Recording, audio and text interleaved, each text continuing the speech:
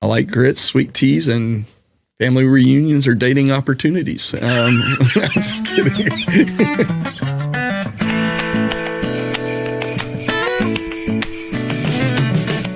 Welcome to another episode of Chewing the Fat.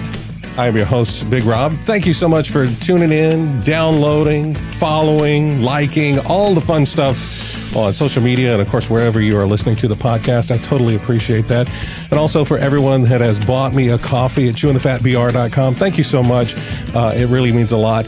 This month, very special. This is the musical month of December, and I am starting it off with a great old friend of mine. Not that he's old, but I've known him for freaking ever. Please welcome Chip Herring. And I am old. I am old. I feel old. Well, but I'm young at heart. Well, I am old, so I mean, you were older than me when I met you, so, but not by much. Still older than you. So, Chip actually was the best man at my wedding. In title. I met Chip back when I was in high school at Richmond Academy. There was a little group that would come to the school called Young Life. They were a campus outreach group, and Chip was one of the leaders there, and he invited me to come to these cool little meetings, once a week after school, and I don't know, we just kind of clicked. I was the outcast kid. I didn't have a whole lot of friends in high school because I was the nerd. I was the fat kid, and you were the creative kid. Well, I mean, yeah, but that was also, dude. I'm thinking back to two old geezers at Augusta. At that time, Augusta College. We're up there filming that video, and what a piece of gold that was. Now we are two old geezers. We could recreate that without any makeup, or chocolate. But yeah, and I don't know, it was one of those things that, sometimes you don't know what you need in your life until you find it. And Young Life, Chip, your friendship was one of those things, and it just made such a huge impact on me at a time that, it was rough for everybody. High school's just rough. So if I've not told you, thank you. Thank you for being you. Well, back at you, though, because, I think that's why I was drawn to you, because in high school, what made you this loner or whatever was you were you. When everybody in high school, they're trying to be something they're not. And so it was easy to be drawn to you. Well, I appreciate that. Chip, we talk about Young Life. That's where we met, and we can talk about more of that kind of, what drew you to Young Life. Right. But what are you up to right now? It's been 4 years since then. Gosh. It's been oodles. Oodles of years. It's been 30 years. That's more than oodles. That's like insane oodle. Yeah. That's oodle plus. Yeah. Oodle plus Pro Max. That's true, though. It has been 30 years. Yeah. Dude, I've had an amazing life. I'm all about the adventure. Mm-hmm. And Young Life was definitely a fun adventure that I got to be a part of, got to know some amazing people. I still am a fan of the ministry of Young Life. Mm-hmm. But my time had come and it had gone. And whether it's playing professional volleyball, beach volleyball, mm-hmm. because I'm 5'9", why wouldn't I? Yeah. Other than the fact that people suggested that, you probably won't make it. And I will say I've lost to the very best volleyball players that are literally in the Hall of Fame now. Wow. They have all beat me and beat me well. Mm-hmm. But I was a quarterfinal specialist, so I was in it long enough to get sponsored and support me in that. And then at 28, blow my knee out. Yeah. Stupid. And that was the end of it for mm-hmm. me. And then I thought, well, let me try comedy. And comedy was kind of a natural fit for me. I enjoyed that a lot. You get weary of being on the road a lot, especially as a comedian, because you're by yourself a lot of the times. Mm-hmm. And you'll pair up with people here and there, but for the most part, you're by yourself. And I'm not a by myself kind of guy. But I love adventure. And I think since I was young, I knew life was, I don't think I thought life was going to be short. I think I was a typical teenager thinking I was going to live forever. Right. But I always I was easy. Mm-hmm. When people go, dude, You want to go? You want to go? Climb that water tower? All right, let's do it. Let's do that. Yeah. And which is funny now because I'm terrified of heights now as I've gotten older. I know maybe because I'm wiser and I know that, well, should something go wrong, I don't want to bounce off the earth. Right. And these bones are a little bit more brittle now. Yes, very, very much brittle. Though I am carrying a little more padding. Yeah. It balance out. Maybe. Right. But yeah, no, where I'm at now, I just got finished for 10 years. I coached volleyball at the University of South Carolina at Aiken, Division II school, great kids. I didn't want to do it. The guy that was the head coach, he had reached out to me when he first moved to Aiken. This is I think he moved there about 11 years ago. After his first year, he found out that I lived in Aiken, South Carolina. Mm-hmm. And he reached out to me. He said, hey, why don't you come be my assistant coach? To which I said, I've never wanted to be a coach in my life. Mm-hmm. I don't know anything about indoor volleyball. I'm a dirt dauber. I'm a beach player. Mm-hmm. That's 6 people's too many on the court, in my humble opinion. And I'm gonna hurt your players' feelings a lot when they tell me I couldn't get to. I'm going, you only had to cover 3 square feet. Right. When I played, we had to cover 15 square feet. Well, I wouldn't be square on a volleyball court, but rectangular feet, I guess. Right. So it was interesting because Glenn, the head coach at USC Aiken, is that guy that doesn't take no for an answer. And after about third or fourth effort at getting me, I finally said, fine, I'll come and I'll help a little bit. Because he had inherited a pretty toxic locker room.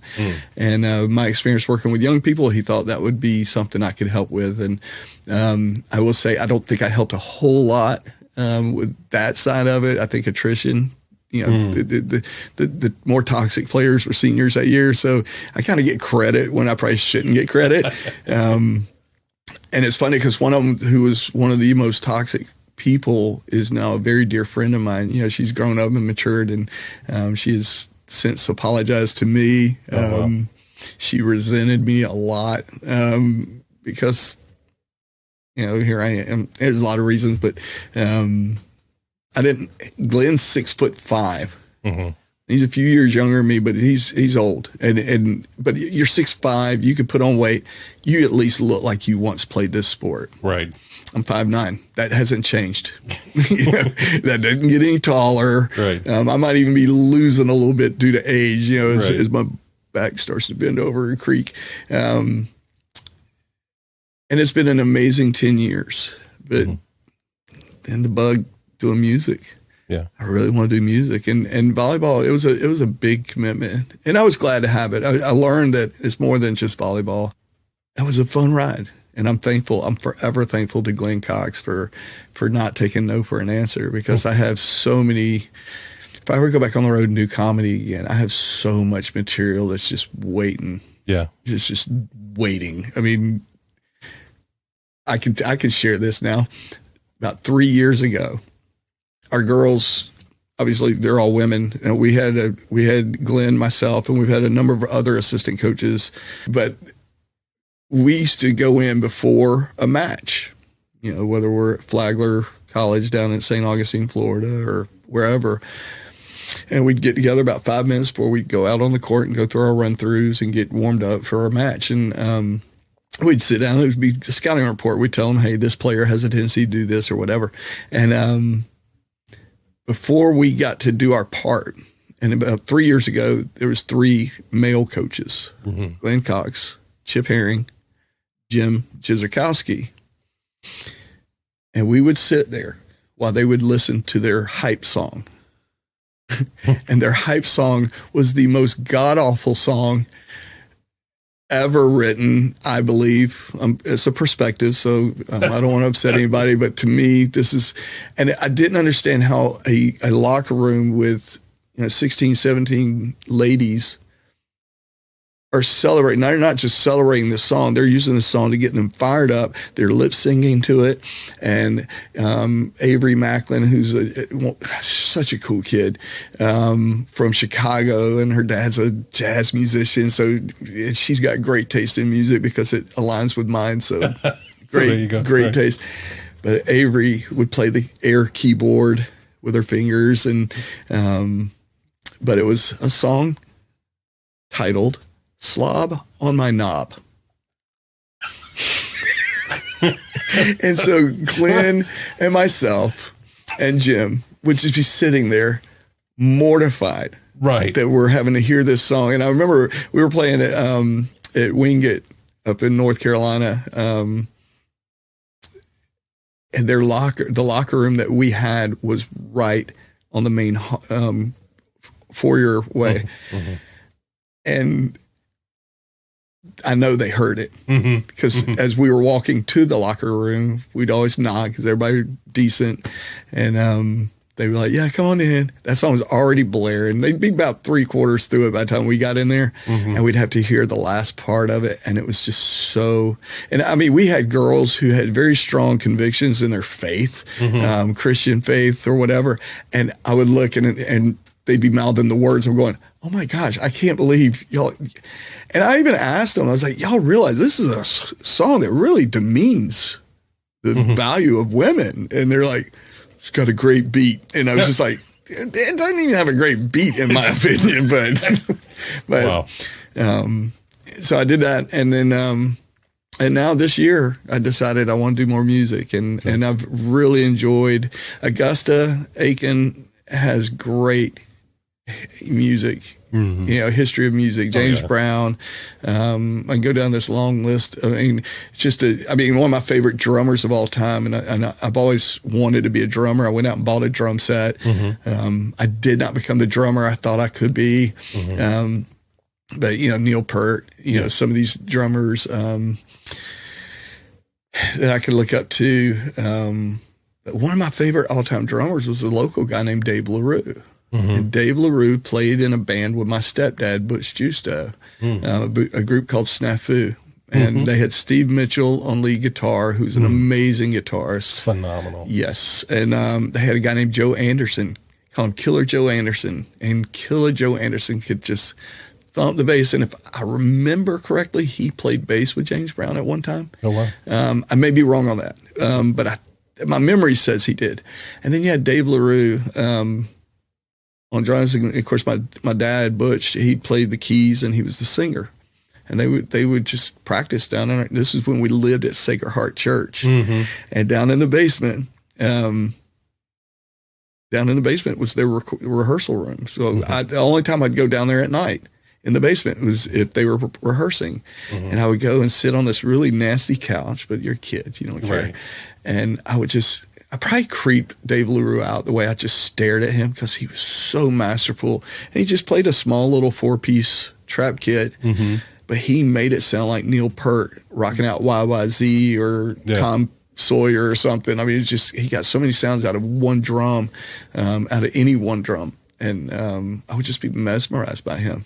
And as I understand it, Dave LaRue still can rock it out. Wow. I mean, I don't think he's playing live anymore, but oh man, it'd be so cool if sometime I hook up with him and say, "Come on, man, come sit down with me and let's rock." That's awesome. Because I think he'd probably be too technical for me, though. I'm not a technical musician. I'm just hey, play it. It feels good. Yeah, you talk about your dad being a big musical influence on you as well. Yeah. You guys were from Augusta, raised here, moved to town, or moved here from Colorado. Okay. In 1980, which is why I've developed such a nice Southern accent.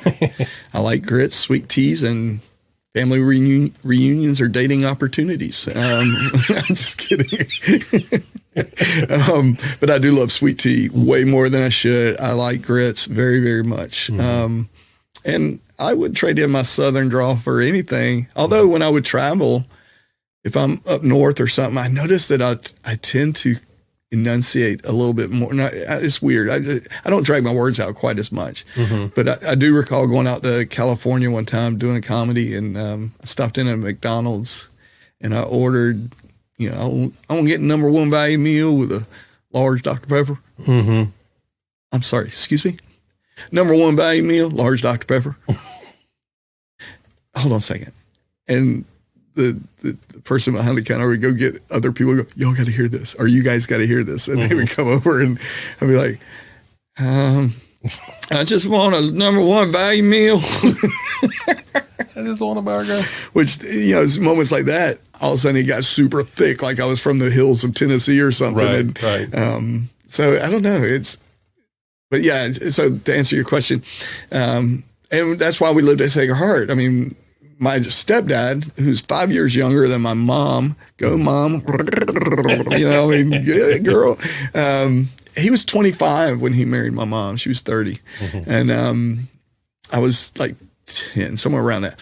And it was fun. I mean, my biological father is one of my heroes, but he wasn't, my mom left him when I was 3 years old, right after my brother Scott was born. Mm-hmm. And because my daddy had alcohol issues. And there's a really sweet picture that I still have. It's black and white. I'm not afraid to say that.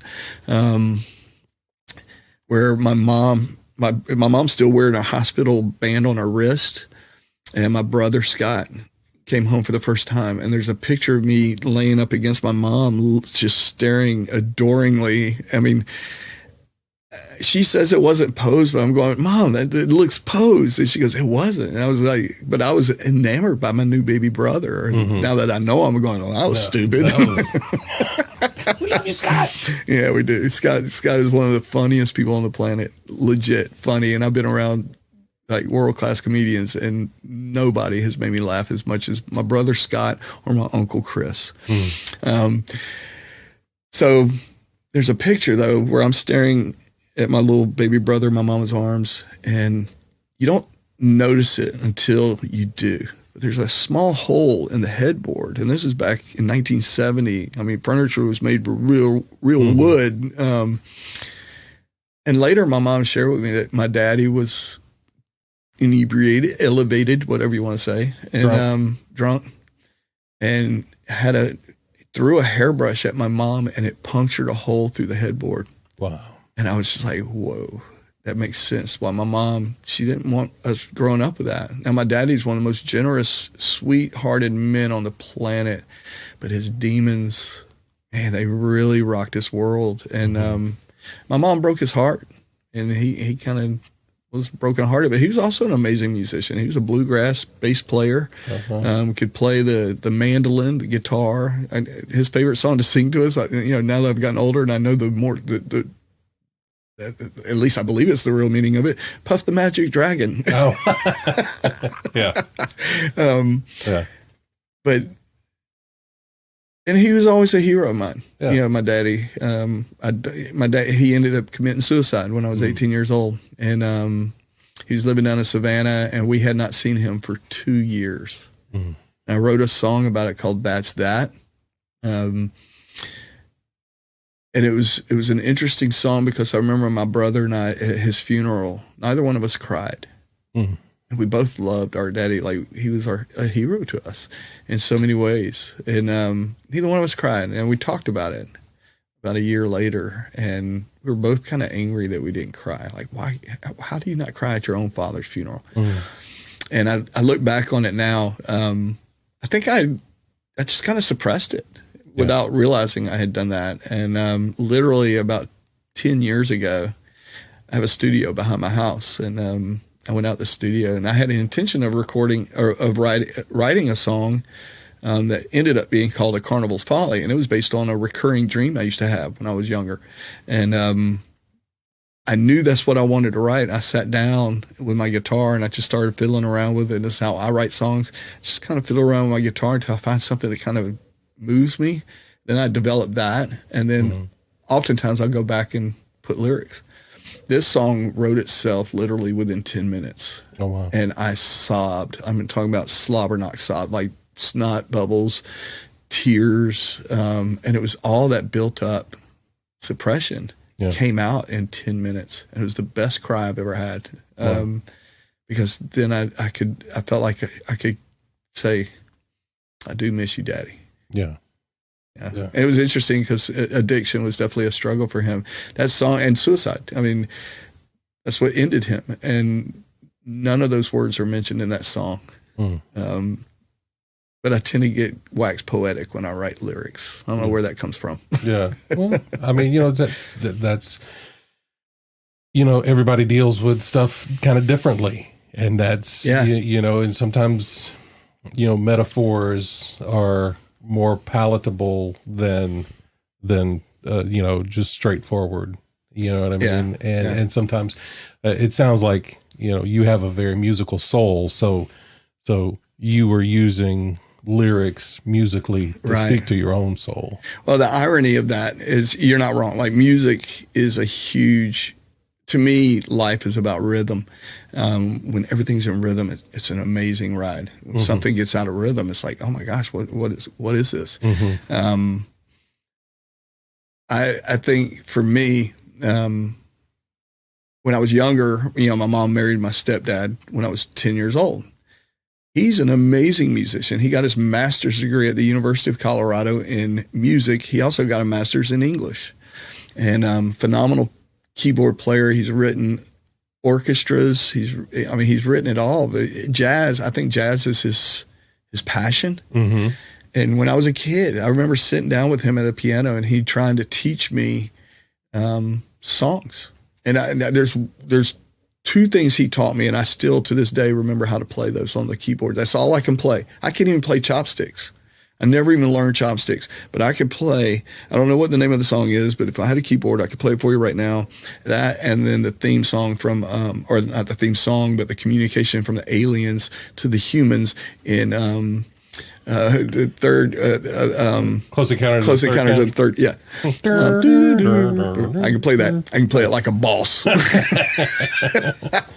That's awesome. But I rebelled. I just want to go outside and play football with my friends. Okay. And so I went athletic, and that got me through college. And then I rocked the athletics till it rocked me. And I picked up the guitar when my daddy committed suicide. He left me some guitars. And so at 18, I started learning some chords. And by the time I met you, Tim Mitchell taught me tons. You remember all the Young Life songs. I mean, they were classic tunes from the 60s and the 70s. And I learned how to pound chords. And to this day, that's all I'm really good at. I can pick some stuff, but it's not technically sound, but you'd be like, oh, that sounds like James Taylor. Yeah. Somebody really knows better be like, I don't know what that is, but that's not it. Yeah. Well, I mean, but that's the thing is I picked up the guitar because of you.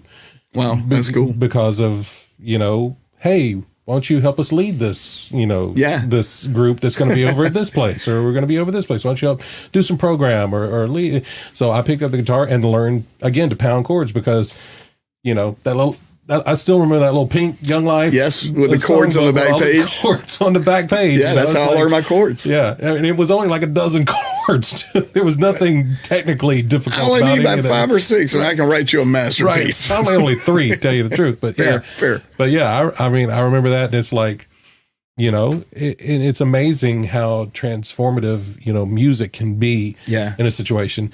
I had heard this quote earlier. Or read it, and I know I apologize now because I'm going to murder the gentleman's name that said it, but I'm going to say it French because I feel like it's French. Jean-Michel Basquiat. Sounds legit. I mean, or Jean Michael Biscuit, but his quote is it's if he's from Louisiana, it could be either or. But it's so profound, and it's one of those quotes that I read, and it just kind of like stopped me for a second. He said, "Art is how we decorate space. Music is how we decorate time." I like that, and it's true because the time that you spend listening to a song or performing a song, you are just decorating that time. Well, I don't know. I think there are times when I feel like people think I'm littering, but but no, I totally like that because music has always resonated with me. I remember very early. I remember as far back as when I was 3 years old. I'm 54 now. And I remember back at 3, my mom listened to Jefferson Airplane before they became Starship. Right. I remember Simon and Garfunkel. I think because of them, I have this crazy love for harmonies. Oh, yeah. And so when I write songs, I hear harmony. Now I can't sing harmonies to save my life. I do music with an amazing guy named Danny New. Before COVID, he still hasn't come out of his house. He's an anxious spirit, but he's one of the most genuinely sweet-spirited dudes and very talented. He was the drummer in a band I was in that we opened for the Drifters, EGR, which was a crazy cool experience. And he, as good as he is at drums, he happened to be the best guitarist in our band too. Wow. And when we realized pretty quick that we did all originals, and we had like 2.5 hours worth of originals, but nobody wanted to hear originals unless you were, some big band, big name group or whatever. And we weren't getting a ton of opportunities to play. And bass player ends up getting married, starts having kids, so he kind of falls out of the picture. And Walter Ray is another one of the most genuine people you'll ever know. You go down the list, and one by one, people kind of fell out. And I still had an itch to make music, and I'd written all this stuff because I found, ironically, through a student, Tracy Williams. She was a student at USC Aiken, and Tracy had poetry that she had written when she was like 15 or 16. And she had shared some of it with me, and I was looking at it, I was like, oh my gosh, this is good. Like, and with her permission, I put music to a couple of them. And I kind of liked that. And then I realized I got a lot to say too. And that's what started me writing. I don't remember what my first song was. I just know that I just started writing stuff. And if you took all my music, you couldn't put it on the same album because I'm so inspired by so many different, one song, the other side. You get me Santana in here with this lead guitar, he would turn that into a Santana song easily. I got another song that you'd be like, well, he's obviously listened to Jack Johnson when he wrote that song. Or Leonard Cohen, his creepy sounding voice, but it's so amazing on Hallelujah. He wrote that song, and I realized how moved I am by music, and that's been the case my whole life. And music is the bookmark that my memories are attached to. I think that's why I remember so much from when I was 3 years old. I remember I used to eat cigarette ashes. I don't know where that came from. Could be why I'm the way I am now. I know, right? But somehow when I was a little kid, I was 3 years old. I was like, I put my finger in it and I would lick it. And I'm like, nah. Apparently I liked it. Okay. I'm not proud of that. No, okay. Don't believe I told that. Yeah, I know. But see, that's the new me though. That's also, I don't have a job now. Like when I was coaching, at the university, you had to be careful what you said. Right. When you're in ministry, you got to watch what you say. Because people are so offended that you have your flaws too. I don't celebrate my flaws, but I've embraced them. Yeah. And, I got to tell you, man, I feel pretty free. And I think there's something in it, and I think you can tell people all the time, but I think it comes with age. When you get to a certain point where you can truly be yourself and really not give two F's about what somebody else thinks of who you are, what you should be. I used to be so paranoid. And it's so funny. I was dating a girl, Lauren. This is several years ago. She's now married and she's happily married with 2 children now. But Lauren was very inhibited when we were out in public. And I remember one time we went to go see a band play. And when the band wasn't playing, they'd turn on music. This was at what used to be called Sky City. Now I think it's called Garden City or something. But so it's getting lower and lower. Sky City used to have amazing music, and I love live music. I've always loved live music. And I remember Lauren, I wanted to dance. I'm not good at dancing, but I love to dance. And I've always been that way. Even when I was a teenager, I loved to dance. I remember New York over in South Augusta. That was teen dance place, man. That was all about it. And I was like, Lauren, let's go dance. She's like, no. I don't want people to see me dancing. And I looked at her, I said, Lauren, nobody's looking at you. Dance floor's full of people. If they're looking at you, it doesn't have anything to do with dancing. They're looking at you because you're gorgeous. Right. And I remember finally getting her out there. And we danced. I mean, we were sweating after dancing as much as we danced. And I'll never forget her telling me later, I think this was after we had decided our relationship, it was over, and at least that side of it. And she's always thanked me for that. She goes, I'll never forget, danced. I'm like, that was a great night. And she goes, you taught me. Just don't worry about people that, I don't know those people. They don't know me. Why do I care what they think? Right. I care about people that I know and love. I want to be considerate of, and I want to be considerate of those I don't know. I don't want to be sitting at a restaurant and just belching or breaking wind at the table. Right. You want to be considerate, but I don't really give a flip if they hear me talking and go, well, I disagree with that person, whatever. Why do we care so much about that? And I don't know, maybe it's social media. I don't know. We've gotten real self-conscious. And I've always joked that when I become 80 years old, should I live that long? I'm going to be that old fart in an assisted living home wearing tidy whities, walking around with his ball sack hanging out and black socks going, nurse, I need a bed bath. I've always joked like that. Well, that is exactly kind of what I'm talking about. Going, it's just going to be real. Yeah. And I think in a world that seems so plastic anymore, I think part of why depression is such a big deal with young people nowadays, it goes to this, we filter everything through filters to achieve a false perfection or a measure of perfection. And nobody's willing to look at the blemishes. As a musician, I am not technically sound at all. But if you come hear me play, you're going to have a blast, and you're going to recognize the tunes that I'm playing. I do tons of 80s stuff, 70s stuff. I'll even dip down into the 50s a little bit every once in a while. Well, so in that you're now playing out more, people could find you, around town, and we'll get into that. Where folks can keep up with you a little bit later. This is the music month, and I did ask you to bring your guitar. You did. Would you like to put it to use right now? You got something that you might be able to pluck out for us here? I'll do an original. They're going to want to hear more guitar than vocals.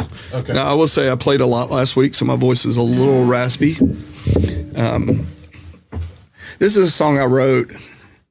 Cold has a weird effect on me, or at least it used to.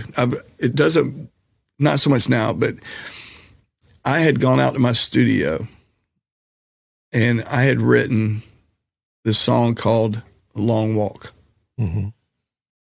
And thankfully, strung throughout the verses is hope.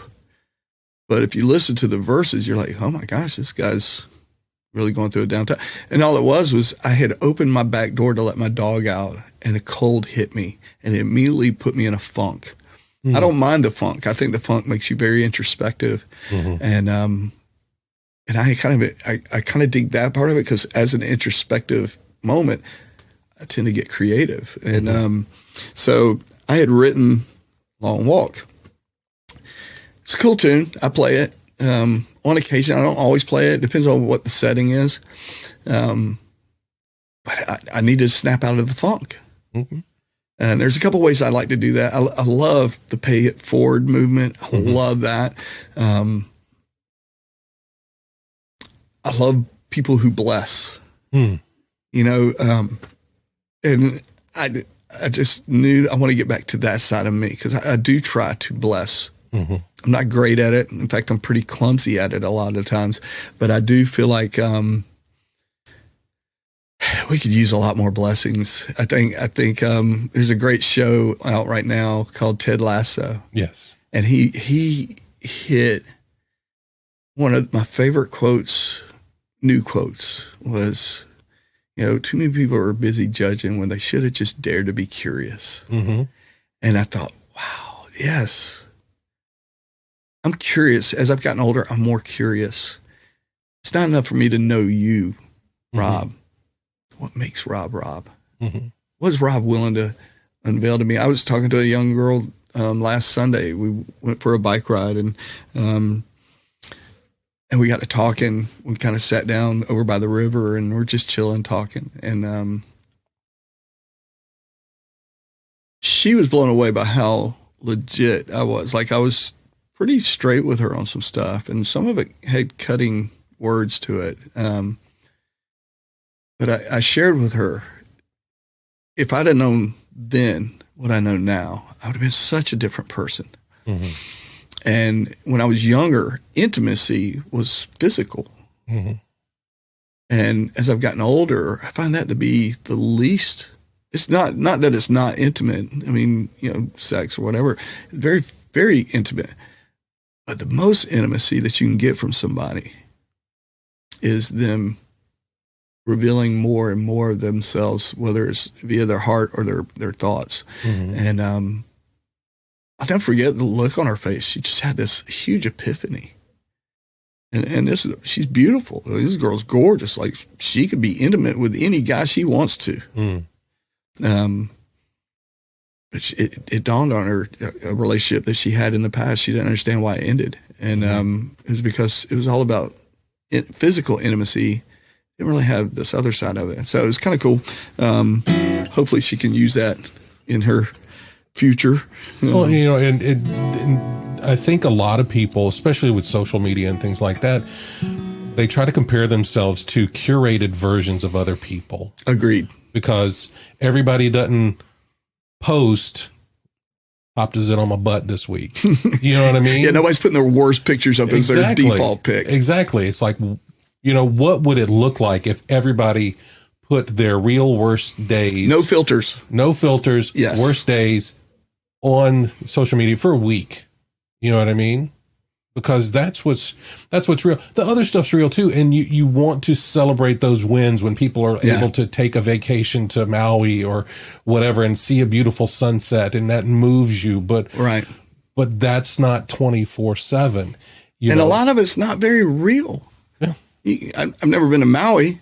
I've been to some tropical places that look amazing on the postcard, but you get there and you realize, man, smells horrible here. It's hot as all get out. I'm not comfortable out here.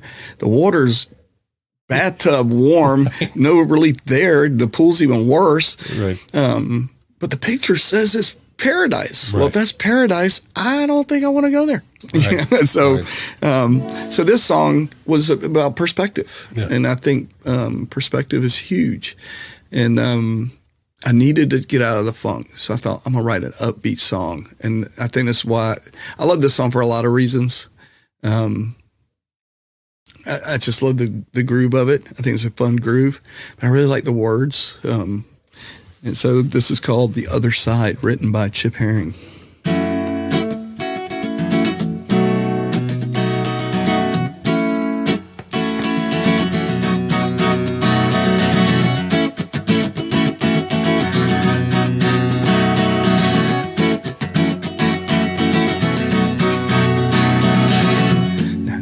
There's some that would call me fool, that I'm chasing my shadow, to myself I'm cruel, straining for the stars, awaken before I touch. Ain't gonna hear the cries, not at all, okay, not much, oh!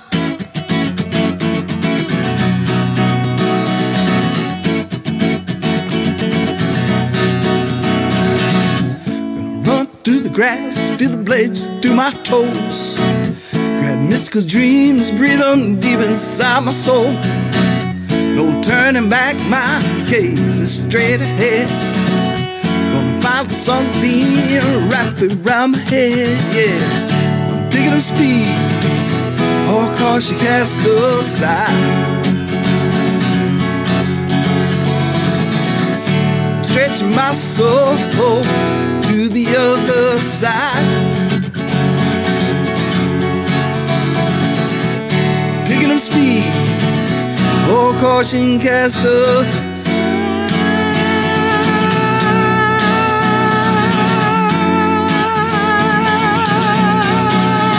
Woo!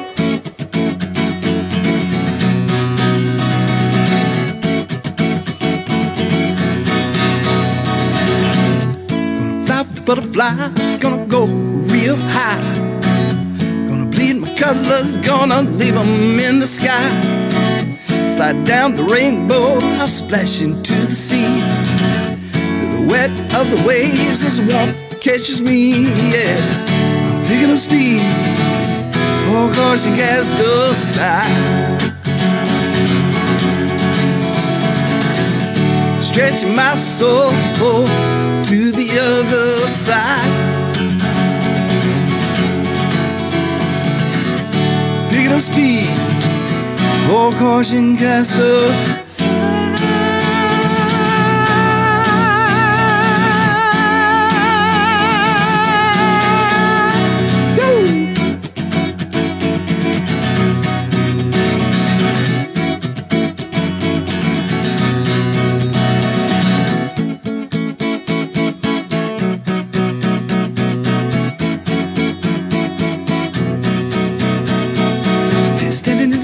Way too long, chasing my tune, sing a brand new song, taking my eyes and lifting them high, gonna spread my wings and fly into the sky.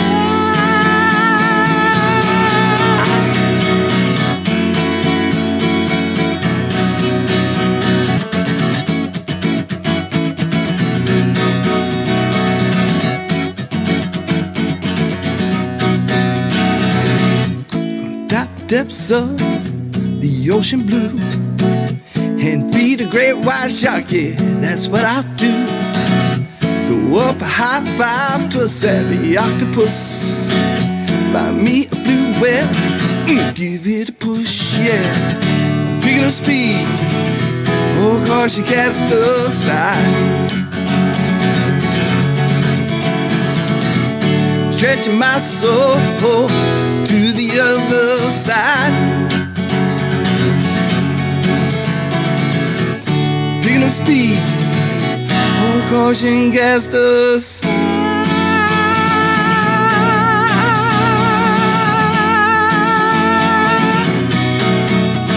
Go!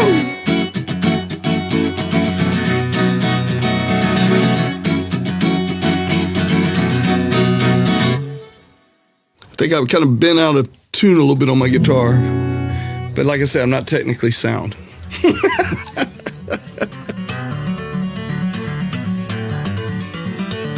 All right, Chip, this is the second part of the show. This is where we start to dive a little bit more into like mental health. Yeah. It's something I have struggled with. It's something I still continue to work through. But I think everybody goes through a lot of the same stuff, but a lot of people just don't talk about it. So I love having these conversations because it helps to, uncover the commonalities that we all have as people. People have down days, people have depression, people have anxiety, things they worry about, whatever. And just having a conversation, I really think helps so much. And hearing that there are other people that are just normal people dealing with the same type of stuff. Yeah. So I like to ask the question, what do you do to keep the dark at bay? I'll go back to perspective.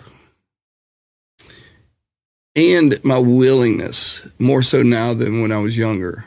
When I was younger, I didn't think I had a right to have problems. I felt like people expected me to have answers to problems. And that was stupid. That was it was self-abuse because I feared people would discover that I didn't have all the answers, that I was a fraud. Yeah. And so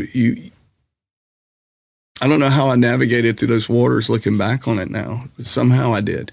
There's something very real with imposter syndrome.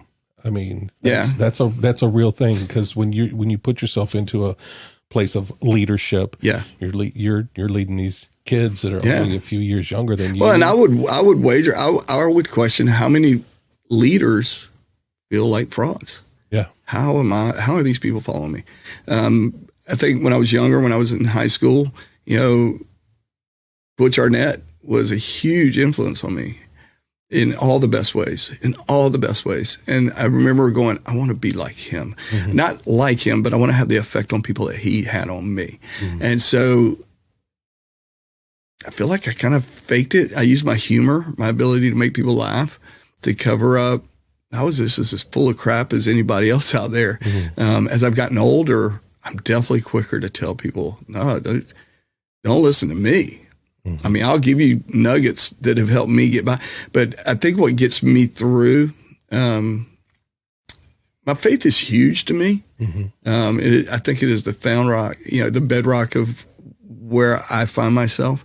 I've been through some stuff. I mean, I had a girlfriend when I was, just before my daddy took his own life, or no, just after, a couple of months after my daddy took his own life, my girlfriend was hit and killed by a car. Oh. And so I definitely went through this, screw you, God, get out of, I don't want this. Get away from me. You suck, So I have faith. And now I think that can only carry you so far. I think my faith would be the Ferrari. What fuels it is, as I've gotten older, I do realize life isn't forever for me, on this planet. And right now, this is all I've ever known. So I want this time to be as awesome as it ever was. I used to have a T-shirt I got from Walmart, and it used to say, "It's all good." And so in my 30s, if you'd ask me how I was doing, I'd be like, "It's all good."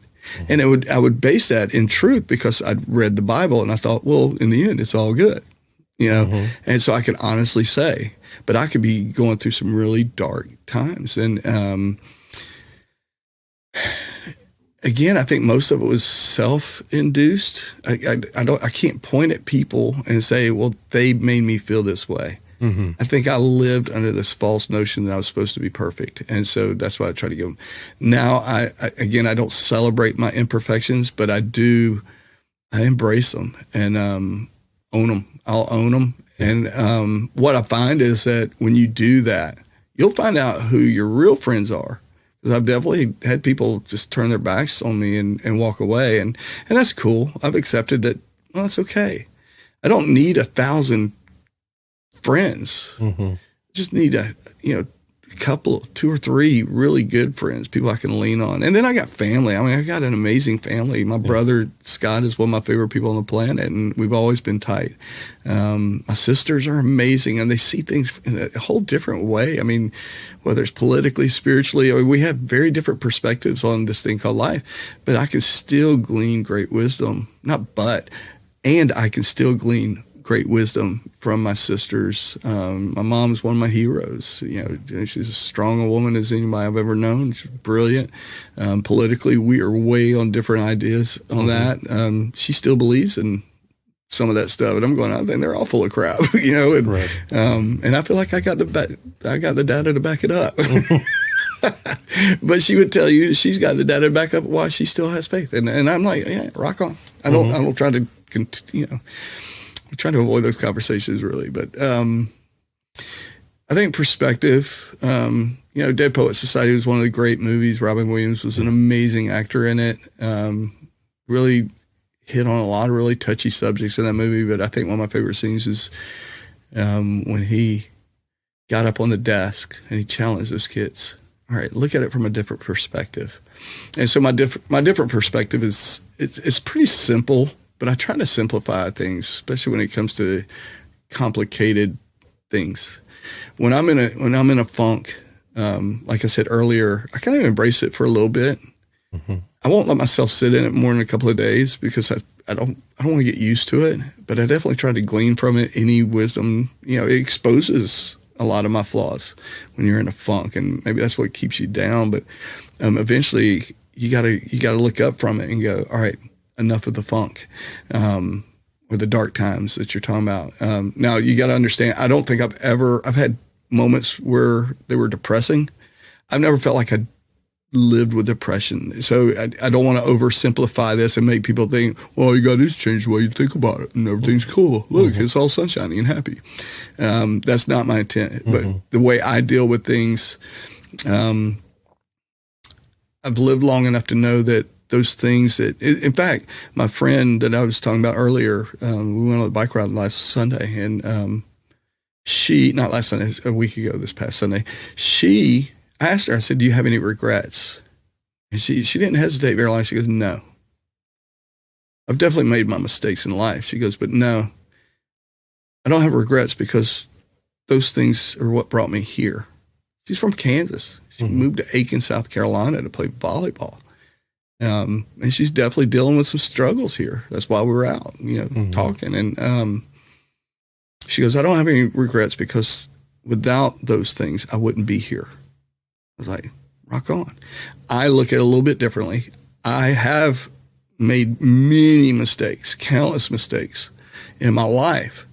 And maybe, I don't know. I don't know if I could go back and change anything. I don't know that I would, because I kind of am digging where I am now.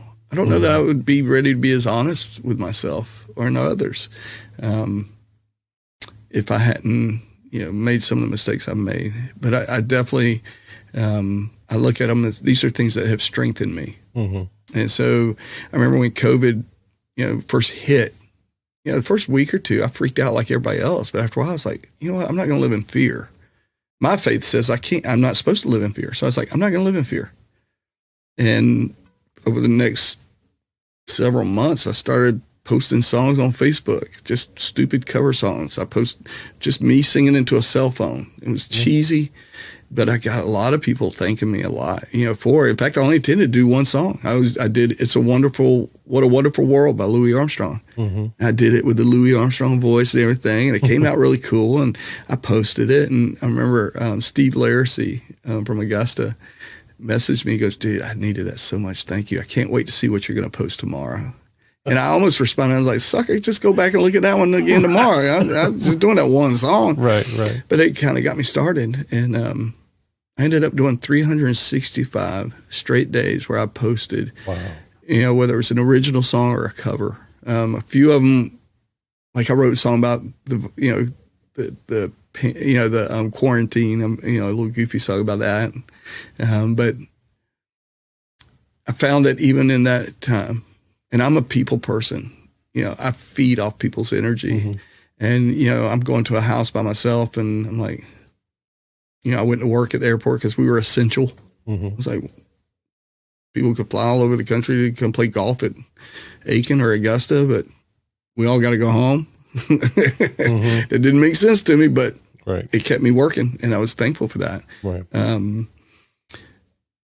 didn't want to just yield to it, because I finally said, well, screw this. I'm not going to live in fear. If I get it and it kills me, it kills me. I can say I had a great life. I'm not trying to, this isn't me preaching at anybody. This is how I responded to it. And it ended up being a cool thing. I have a song list that is insane now. Like my songbook that I used to play when I go play shows before COVID was a third the size that it is now. And I learned that, man, there's a lot of 80s songs. I never would have tried to learn these songs. I even do Right Said Fred's I'm Too Sexy for My Love. Nice. Oh, it's so fun. And it's so funny to see people's reaction when I whip it out and start doing it. But I never would have bothered to learn that song. Or Faith by George Michael. Well, I guess it would be nice. I love that song. It's a great song. He wrote amazing stuff, and he sounds amazing when he did it. But now I pull that stuff out and I play it for any age group, and they love that stuff. And so for me, it's the perspective thing. This will make me, that which doesn't kill me makes me stronger is kind of a thought that I have going through it. But again, I don't want people that are really dealing with real stuff. I mean, you definitely go see somebody, because I agree with you. I think talking, sharing it, because you'll find that you're not alone is probably a huge part of it. And the people that would, discard you because of it, well, how good of a friend were they really anyway? Bye. That's my attitude now. I mean, and again, some people that I love dearly, and just, they don't like the raw, real, and I respect that. It makes them uncomfortable. It challenges them to get raw and real with themselves. And I'm not here to tell anybody to do that. I think it's a scary, scary thing. But I think on the other side, now that I'm on the other side of it, I think that it's the best reason I smile now, or one of the best reasons.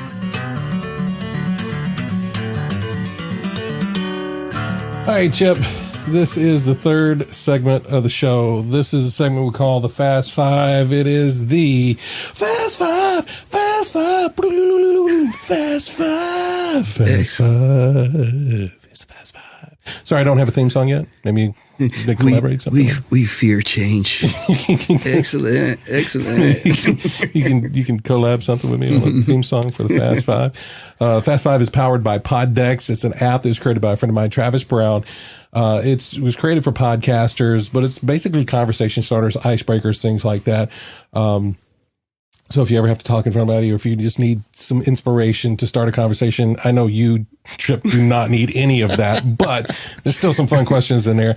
If you go to chewofthefatbr.com/poddex and use the promo code CHEW, you can get 10% off your deck. But I've got my deck here ready, and I'm going to hit the randomizer. No wrong answers, just first answer that comes off the top of your head. All right, ready?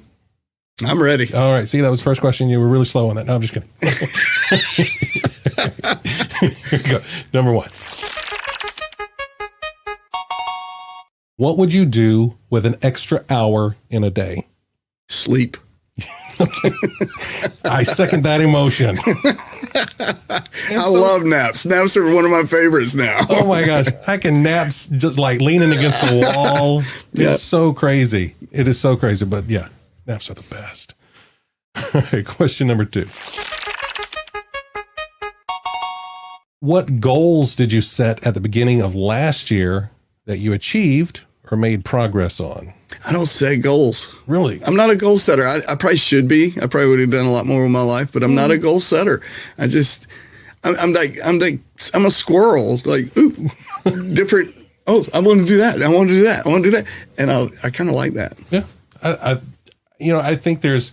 Let me preface. I did decide I wanted to play more music. I wanted to get back out there and play more music and do more shows. And I've definitely done that. Well, I mean, yeah, I guess you didn't really set a goal to do 365 days of songs. But. No, in fact, that started with one song. It became 30 songs, 40 songs, and somewhere about 180, I was like, all right, I got to put a draw ending on this. And 365 seemed like, all right, 1 year. There you go. Oh, yeah, that's good. That's good. All right. Question number three. What's your favorite movie theater snack? Ooh, I love movie theater popcorn. Really? I love it. Yeah. And I don't care what they say. That stuff you buy at the Kroger, grocery store, wherever. It is not the same. It's not the same. It doesn't have they've got some kind of addictive something they put in there because it's a little cocaine or something that they. That's why I love Riverwatch. I love Riverwatch because you can go back and fill it up again. Mm-hmm. And I do. Yeah. No, I'm 100% with you on it. A movie is just not a movie without popcorn to me.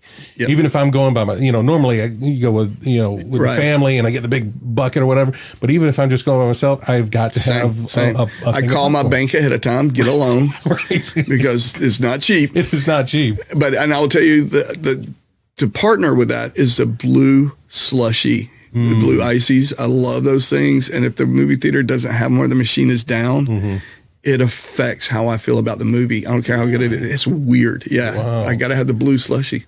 See, I was never one into the blue slushy. I was always the kid that always mixed the cherry and the Coke. Oh yeah, make a cherry Coke icy. I had moments where I'm like, I feel a little wild tonight. I think I'm gonna mix it up.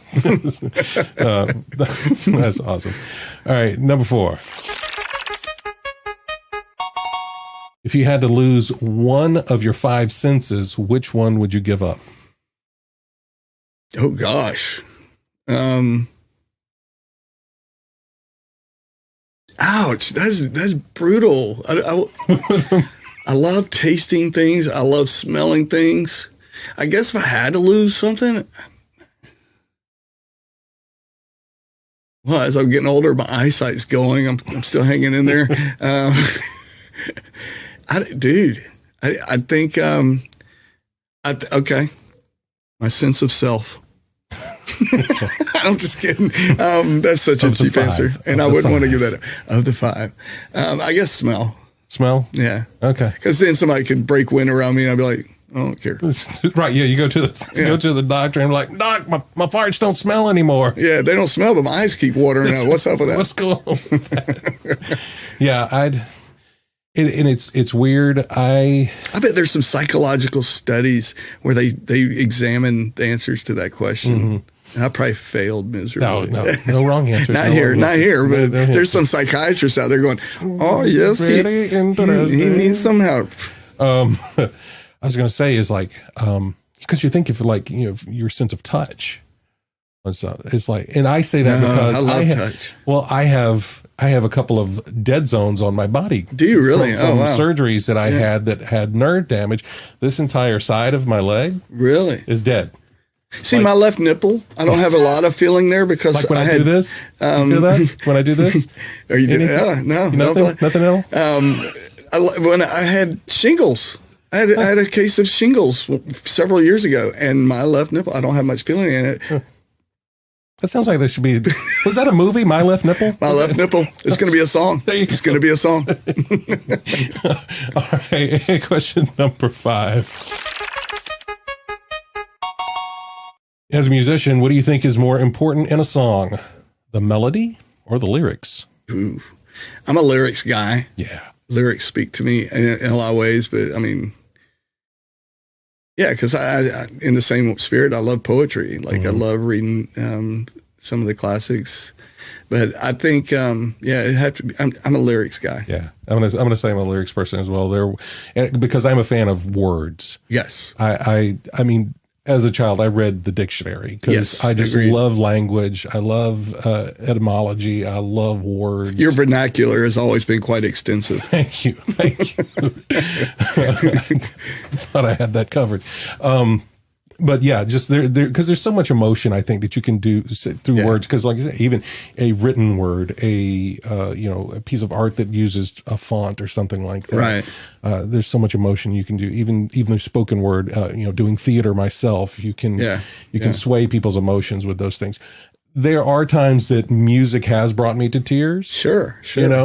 Without any lyrics or any words in it. But it is more often that words move will pierce me and move me. Yeah. Well, Chip, that's it. That's our Fast Five. That's the show as well. Thank you so much for being here, man. Yeah, it's cool. It's cool coming out here and hanging out with Robbie. Yeah. Rob, sorry. That's right. Yeah. You were Robbie when you were in high school. I was. Rob. Yeah. Rob. That's how I tell, when people know me from is like what they call me, you know what I mean? So it's like, my parents told me that when I was in 4th grade in Colorado, I went to Martin Park Elementary, and my parents told me, Chip, you're going to be an adult and you're not going to want to be known as Chip. That's a little boy's name. And so for 1 year, I went by Robert, which is my formal name. Mm-hmm. And after 1 year in 4th grade, I was Robert. And after that, I said, nope, I'm a Chip. Yeah. And here I am, 54, but I haven't grown up yet. So maybe one day. Yeah, I mean, maybe they'll put that on the death certificate or That's something. Right. It's like, probably, maybe. Rarely am I Chippy, though. Yeah, Chippy. Chippy, yeah. Yeah. I don't think I ever knew that your name was Robert. How did I not know your name was Robert? I'm sure you knew. You probably forgot. I am old. So and your name, we have common names. So, right, I probably would have said, dude, my name is Robert. Maybe you didn't. I don't know. You just embodied Chip, and you've always been Chip. And I love being able to reconnect with you. It seems like over the past few years we've been able to get together a little bit more. Yeah. And do some projects. So thank you so much for agreeing to be here, to be on the podcast and be a part of this. My pleasure. I really enjoy it. And if folks want to keep up with you, how can they find you on social media? Instagram is probably the best. I have a Twitter account. I never use it. My Instagram is Chip_Herring, HERRING. I am that guy. I've learned lessons. You don't post too many pictures too often because you lose followers. And, so right now it's a lot of, one of the things I want to do, I want to build a schoolie. And I want to get rid of my house. I want to live in a schoolie. I want to travel. What is a schoolie? Schoolie is where you could buy a school bus, dude, for almost nothing. And you turn it into a home. What? Yeah, dude.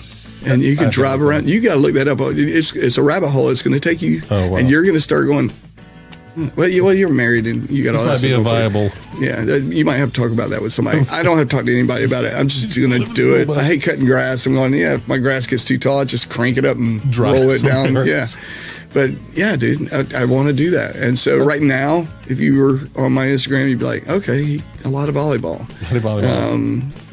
But you'll see, I don't really post a lot of my posters for my shows. I do put them in my stories. So if you want to keep up when I'm playing, man, there's a lot to do. Get out there and do it. Don't go hibernate. Don't hibernate. We're not bears. Yeah. Put on a coat, get in your car for the few minutes you got to warm up the car. Mm-hmm. Drive wherever. By the time you get there, you're warm and toasty. A few seconds, you're in the cold and you're back inside a warm. Don't park your life because it's cold. For sure. Tip from Chip. The tip from Chip. I love it.